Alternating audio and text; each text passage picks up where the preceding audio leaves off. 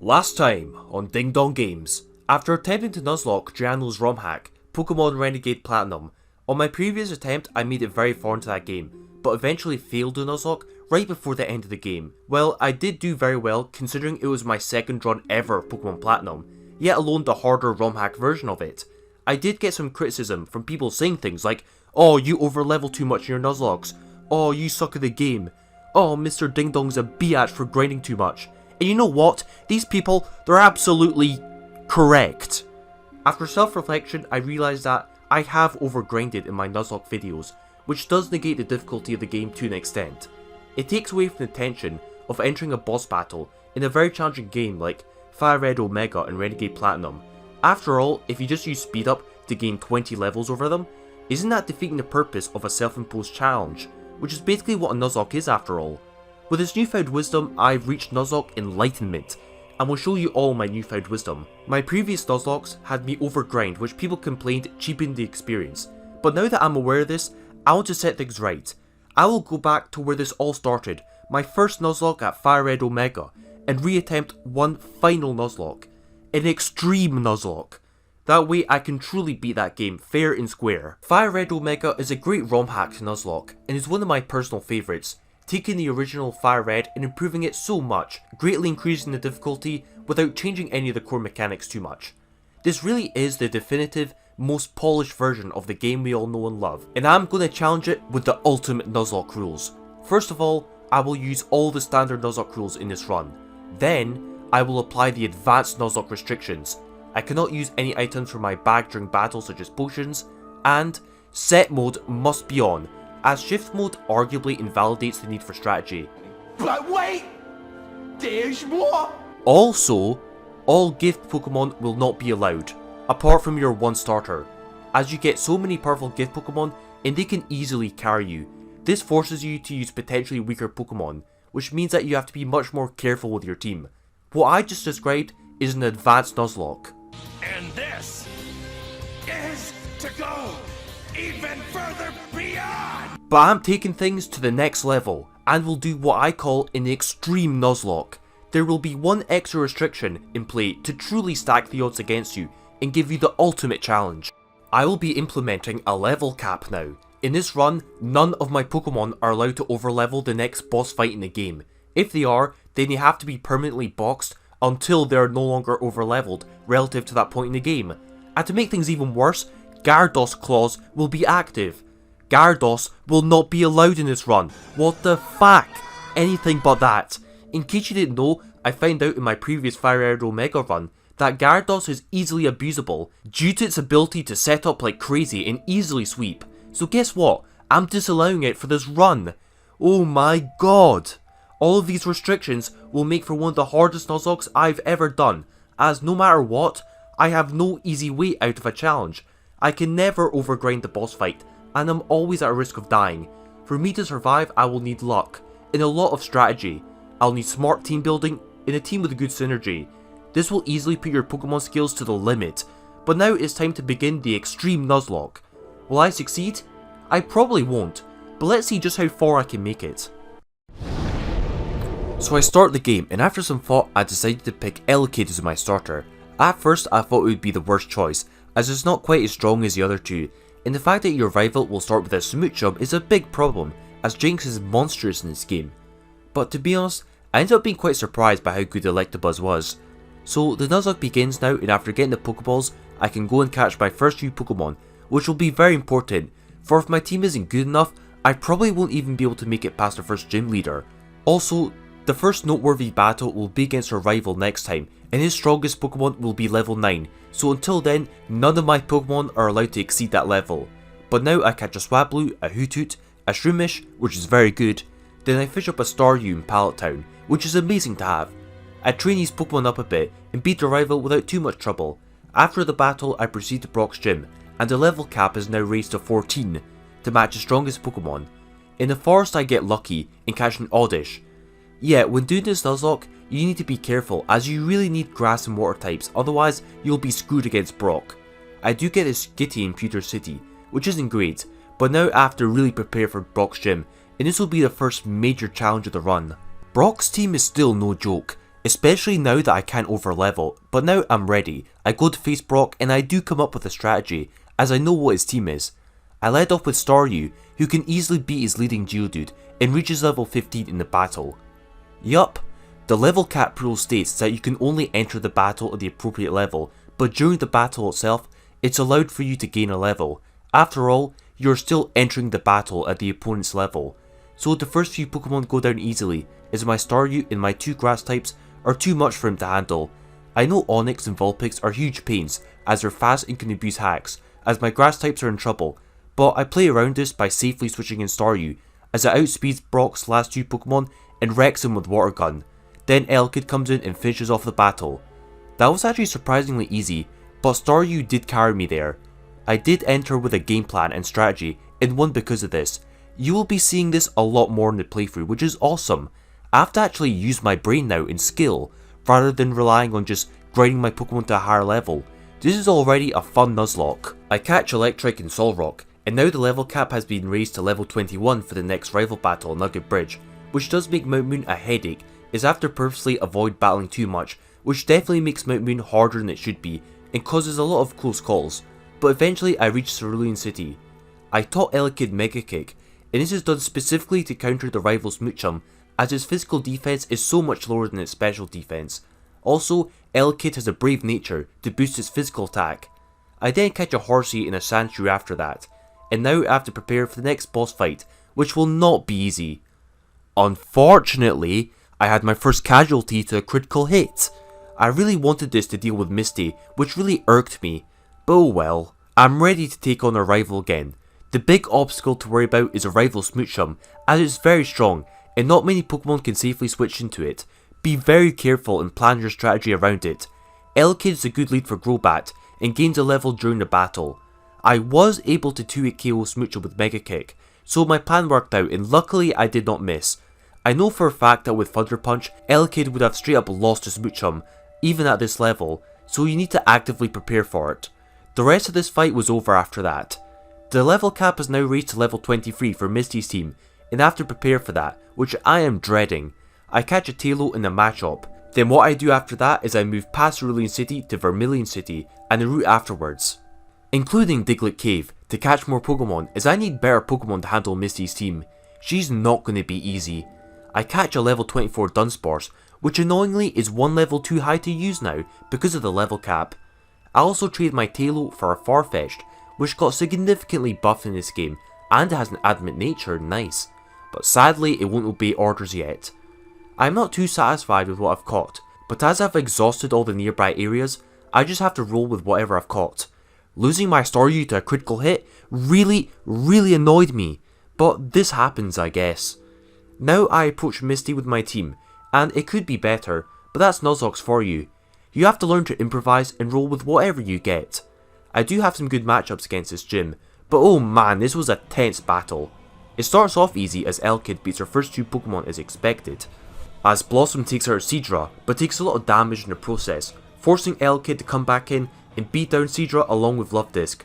But the shit hits the fan as soon as Stormy comes in, as it has super high stats for this part of the game. I get paralysed and confused at the same time, but luckily I managed to land another Thunder Punch and greatly damages Stormy, otherwise I would have lost for sure. Noctowl puts Stormy to sleep as she switches out into Togetic, and that was a pain, but now Stormy comes back in and is the last Pokemon on her team, while I still have all of mine alive. But the final fight was still not easy. Sadly I had no choice but to sacrifice my Delcatty, as I needed my grass type counters to switch in safely. I'm sorry Delcatty. Thankfully Shroomish was able to put to sleep with Sleep Powder and stall it out with Leech Seed, winning this battle. Also, you might be wondering why I haven't evolved my Shroomish yet into Breloom. Good question, but I have a legit reason for this. This Pokemon learns to move Spore at level 53, which is a completely broken move in this game.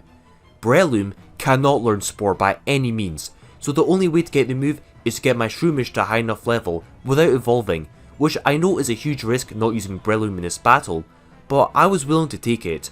The team's real beat up now, but it could have been much worse. Yet in this challenge, do not be afraid to sacrifice Pokemon in battles, especially boss battles.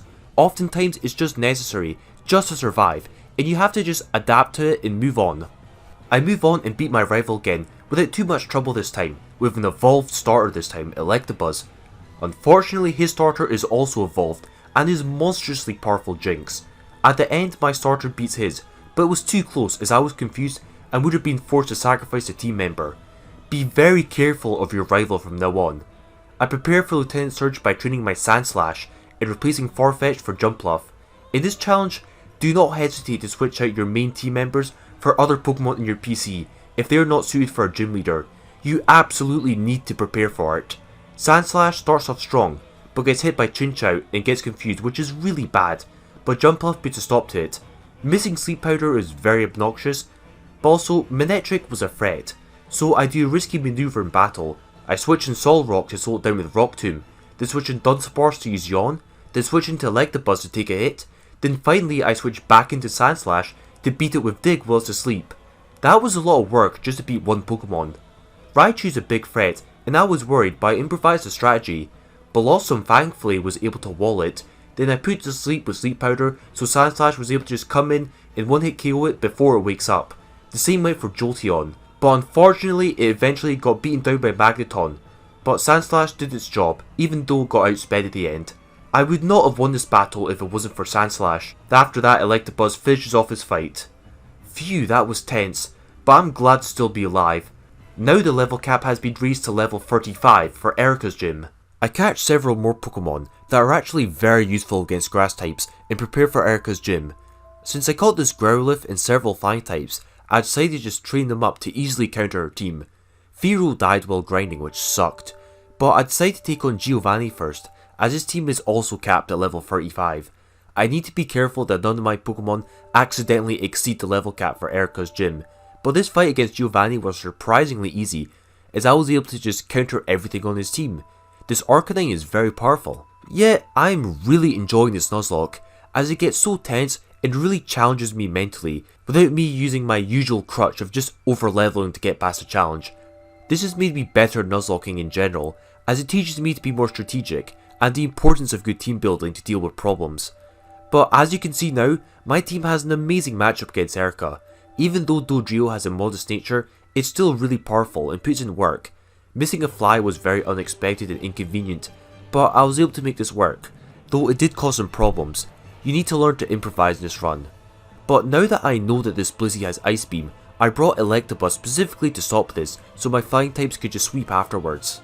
This battle got unexpectedly hard when Vileplume was just able to come in and tank Arcanine and hurt it badly in return. It was too strong, as it just spammed Sludge Bomb and it forced me to sacrifice Dodrio and Noctowl. Ugh. But in the clutch move, Altaria was just able to sweep the rest, winning this battle. That was surprisingly close, even though I was super prepared. It just goes to show you that you should never let your guard down in a Nuzlocke challenge like this. But guess what? The next rival battle is next, and this might be the end of me. I must prepare. I do know what his team is at this point, and that his team is capped at level 38, and that Golbat is his lead, so I do prepare for that. The Flaffy paralysing me was not good, but thankfully I beat it, while also having my Electabuzz one-shot his Houndoom with Brick Break. I guess the physical attack boosting nature came in handy. I did set up a light screen with Electabuzz, just for Jinx, but annoyingly, Jinx was just able to destroy my Solrock on the switch. But luckily, Dunsparce woke up in 2 turns and managed to beat Jinx because of that. If it wasn't for that, I would have easily lost this battle. But oh my god, this was another super close battle, and there will be more to come in this run. The next noteworthy battle will be against my rival again at level 49 in Sylph Tower, which I am not looking forward to. But I do use my counter here to catch a Snorlax, as it's an incredibly powerful Pokemon to have in Nuzlocks, and I totally recommend catching it, as its bulk and attack stats are tremendously high. It's also an amazing special wall for tanking Jinx. I catch more Pokemon like Poliwag and Bellsprout. I do use the Poliwag and evolve it by level up in this ROM, as Politoed is a good special wall and water types in general are good. I did record this, but my Horsey died off screen, which I was not happy about at all. But now I rematch our rival again, and this time wasn't as dicey as the last time. Thankfully, Houndoom missed Fire Blast, which I am thankful for. And here I showcase my Snorlax strat, as it keeps spamming Rest and Sleep Talk to slowly stall out this Ampharos, while hitting it with a strong Body Slam.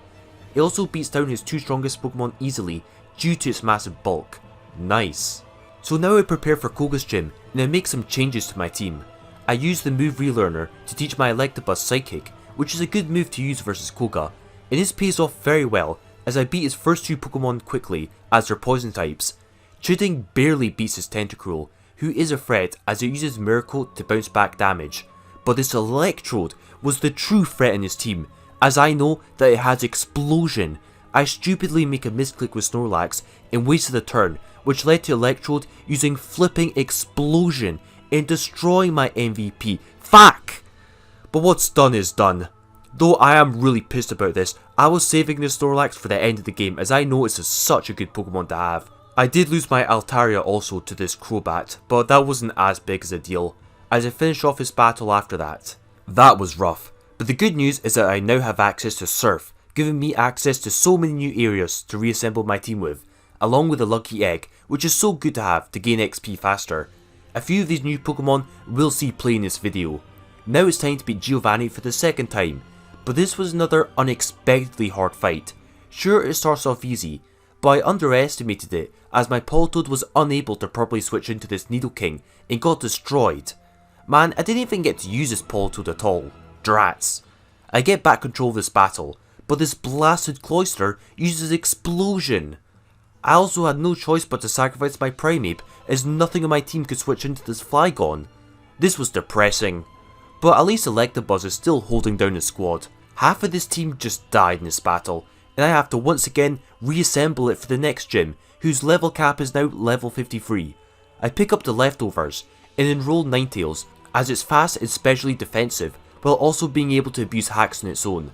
And Zangoose, who I give TM Shadow Ball specifically to counter Sabrina. I don't expect this to be easy, but I have come up with some tactics to help me in this fight. Surprisingly, this fight starts off very easily, as Zangoose gets a triple fatality with Shadow Ball, instantly putting the battle massively in my favour.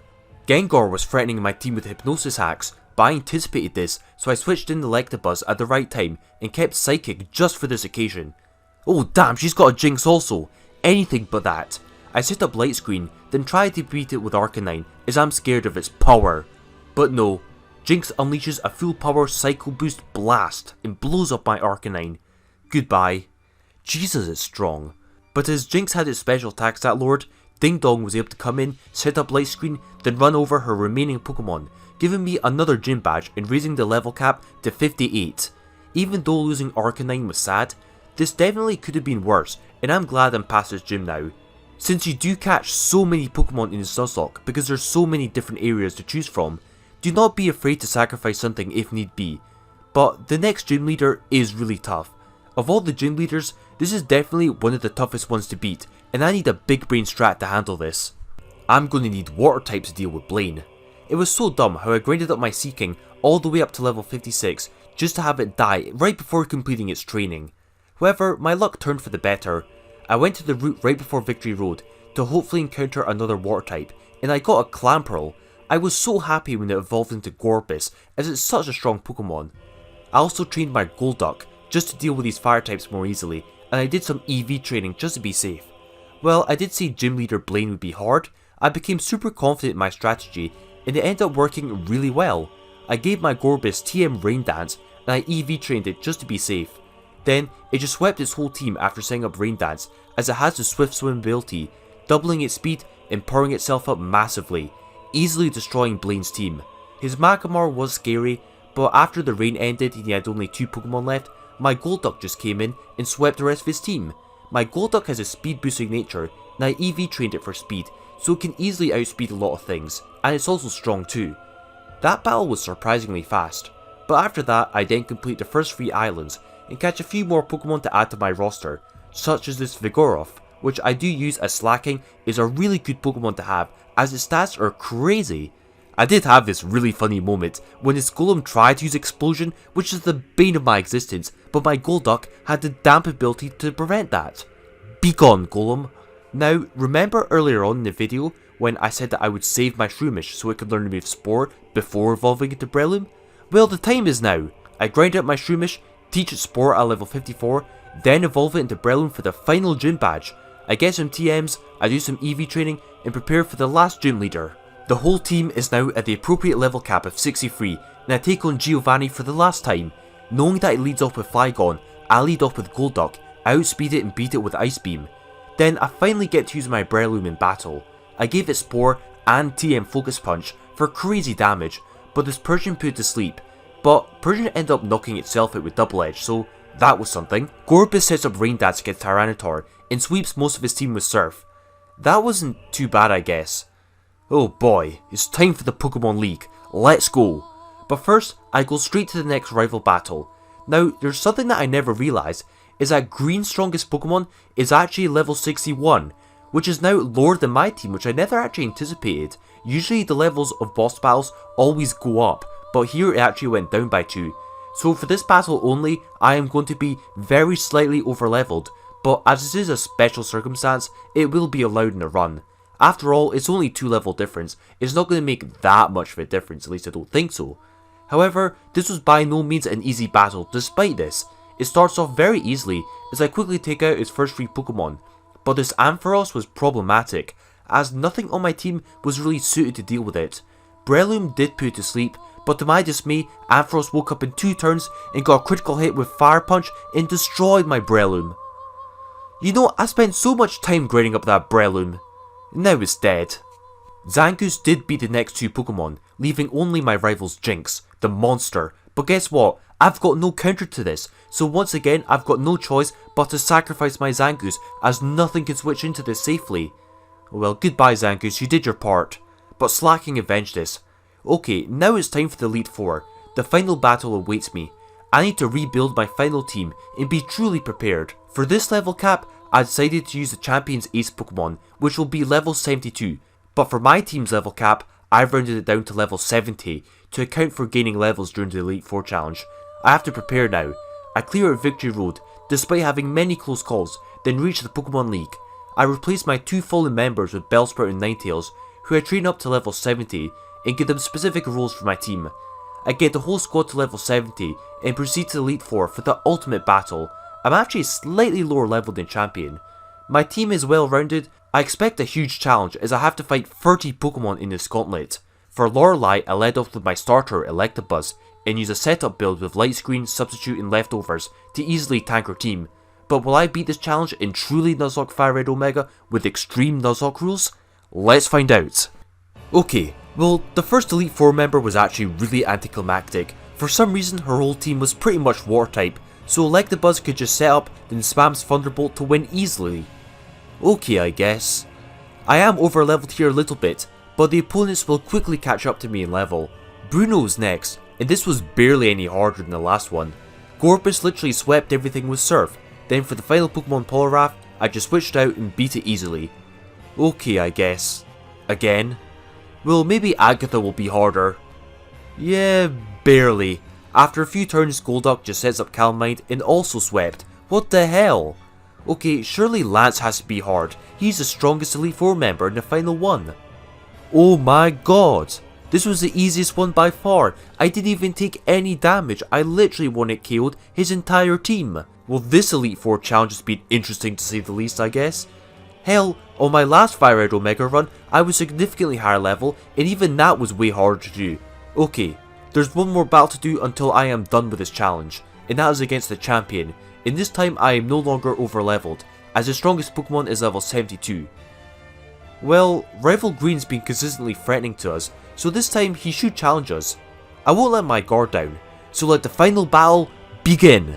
Okay, so this definitely was no joke at least. I anticipated the Heracross lead from the Champion and prepared for it, but to my shock, Heracross survived the flamethrower from Ninetales and retaliated with Earthquake, destroying my Ninetales. That hurt me. My starter beats it along with his Metagross, but takes a huge hit in the process. Not good. Especially now that Jinx is out, and oh god, it's not playing games with us this time. Oh god, it sets up Calm Mind and starts pummeling my team. It uses Lovely Kiss, and I can't switch anything in, because it's too strong. Gorbis goes down. But just when it looks like I'm going to get swept by this Jinx, a miracle happens. Lovely Kiss misses my Slacking, and it destroys Jinx in return. Be gone. Then, after a small struggle afterwards, Victory Bell was able to put Ampharos to sleep and stop it, but now Houndoom is coming at us in a good matchup for him, and not good for us. The team's hanging on by a thread now, as not much can switch into this Houndoom, but what you're about to see is so crazy. This Houndoom missed 2 Fire Blasts in a row, and got hit by Sleep Powder for my victory bell, which is so wild.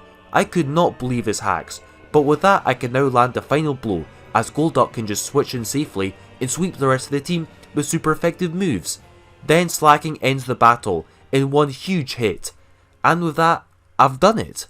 I've beaten Fire Red Omega Extreme Nuzlocke, a true victory, without any overleveling, pushing my skills in Big Brain to the limit. It's finally over. Or is it? Turns out it's never truly over. While I have beaten this game with Nuzlocke rules, there's still far more content to do. After all, the champion wasn't even using his true power. You know what that means. Time to go through the post game and re-challenge the souped up post game Elite Four. But after that previous battle, I pay my respects to my fallen comrades, Ninetales and Gorbis, who is a beast. I have to rebuild my team one more time for the true final battle. I complete the Sevi Islands and enroll Golbat and Wigglytuff in my team and train up the whole squad. Knowing that the rival Jinx's true form is level 99, I set the level cap to level 95 for a fair challenge. I complete my training and return for one last fight. Will I truly beat this game in its entirety? It's now or never. This is it. Let's go.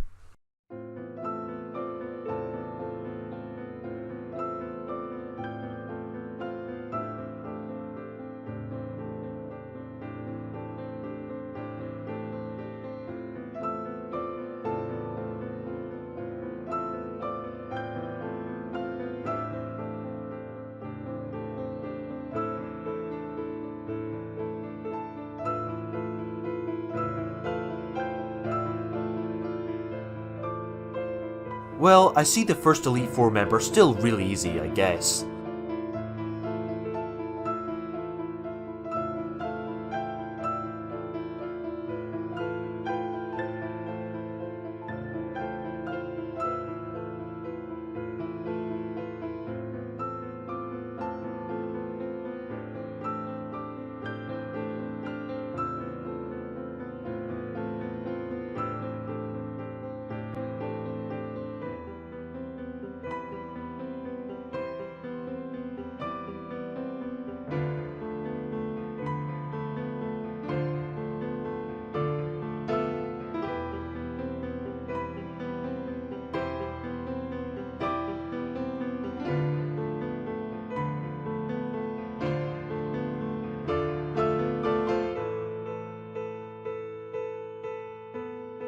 Okay, this time Bruno was more challenging. I had to actually use my brain this time.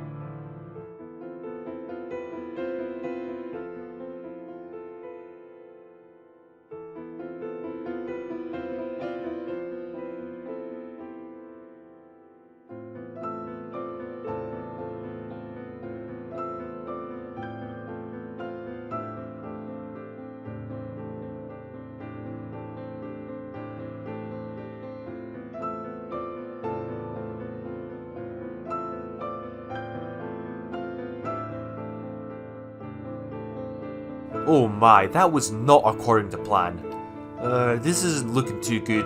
But not to worry, I'll simply vanquish Lance and still have my best 4 Pokemon for the champion, right?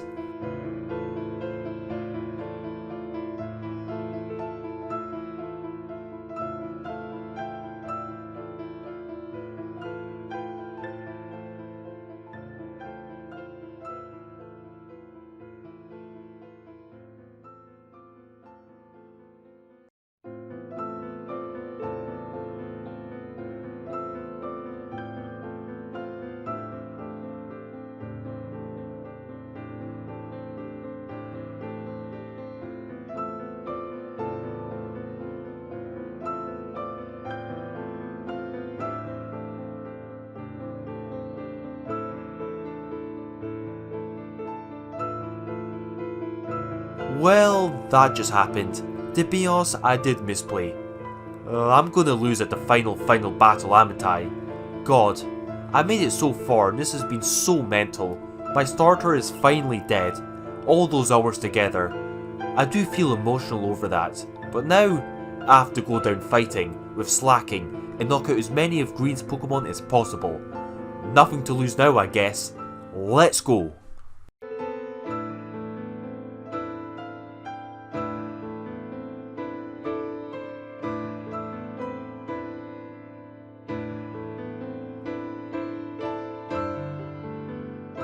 How fitting! The Nuzlocke has ended to the very strongest Pokemon in the entire game. At level 99, the starter Jinx, who was our nemesis for most of the run, has put us out of our misery, ending the Nuzlocke finally. Overall, I have shown to you that it is possible to do an advanced Nuzlocke of this game without relying on overleveling. If you're skilled and knowledgeable, you can complete this game fair and square. This was one of the most fun Nuzlockes I've ever done. The fact that every boss fight in this game is scaled to your level means that every fight is a tense one, where you have no idea if you can win or not. Strategy, planning, and adaptability are crucial, and some of the earlier gym battles were some of the most tense, rewarding battles I've ever done. This concludes the video, but I will return shortly with another video. I will attempt this Extreme Nuzlocke and Renegade Platinum at some point, but I will see you all again soon. This is Ding Dong signing out.